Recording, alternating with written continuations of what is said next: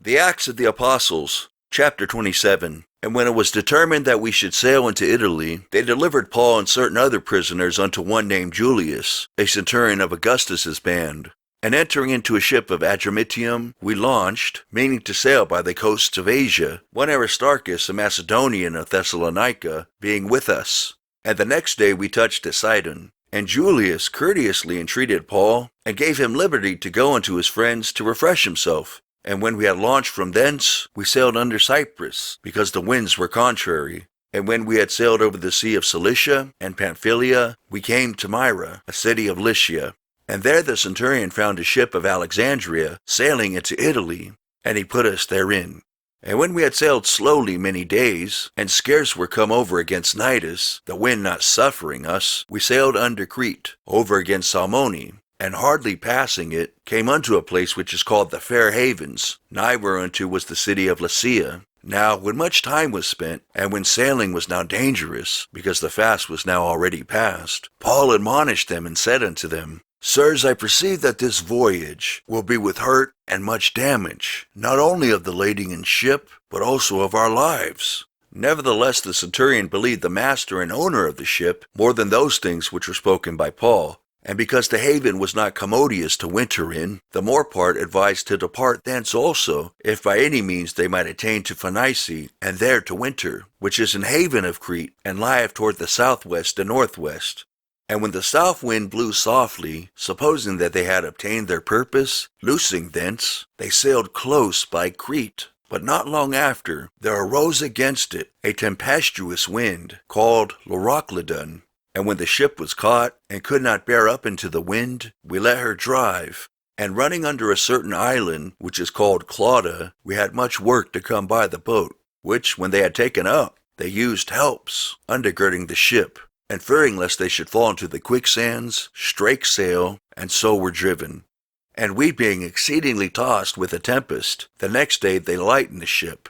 And the third day we cast out with our own hands the tackling of the ship. And when neither sun nor stars in many days appeared, and no small tempest lay on us, all hope that we should be saved was then taken away.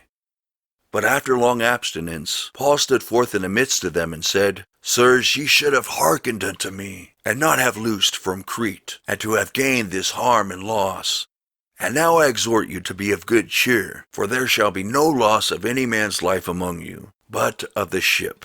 For there stood by me this night the angel of God, whose I am, and whom I serve, saying, Fear not, Paul, thou must be brought before Caesar. And lo, God hath given thee all them that sail with thee.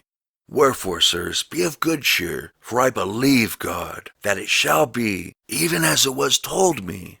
Howbeit, we must be cast upon a certain island. But when the 14th night was come, as we were driven up and down in Adria, about midnight, the shipmen deemed that they drew near to some country, and sounded, and found it 20 fathoms. And when they had gone a little further, they sounded again, and found it 15 fathoms. Then, fearing lest we should have fallen upon rocks, they cast 4 anchors out of the stern, and wished for the day. And as the shipmen were about to flee out of the ship, when they had let down the boat into the sea, under color as though they would have cast anchors out of the foreship, Paul said to the centurion and to the soldiers, Except these abide in the ship, ye cannot be saved. Then the soldiers cut off the ropes of the boat, and let her fall off. And while the day was coming on, Paul besought them all to take meat, saying, This day is the 14th day that ye have tarried and continued fasting, having taken nothing. Wherefore I pray you to take some meat, for this is for your health. For there shall not an hair fall from the head of any of you. And when he had thus spoken, he took bread, and gave thanks to God in presence of them all. And when he had broken it, he began to eat. Then were they all of good cheer, and they also took some meat. And we were in all in the ship 260 souls. And when they had eaten enough, they lightened the ship, and cast out the wheat into the sea. And when it was day, they knew not the land, but they discovered a certain creek with a shore, into the which they were minded, if it were possible, to thrust in the ship.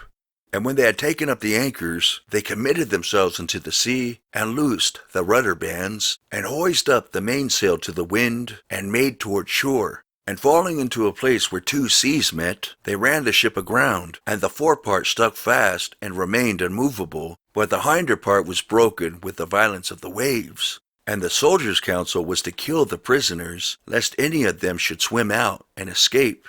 But the centurion, willing to save Paul, kept them from their purpose, and commanded that they which could swim should cast themselves first into the sea and get to land, and the rest, some on boards and some on broken pieces of the ship. And so it came to pass that they escaped, all safe, to land.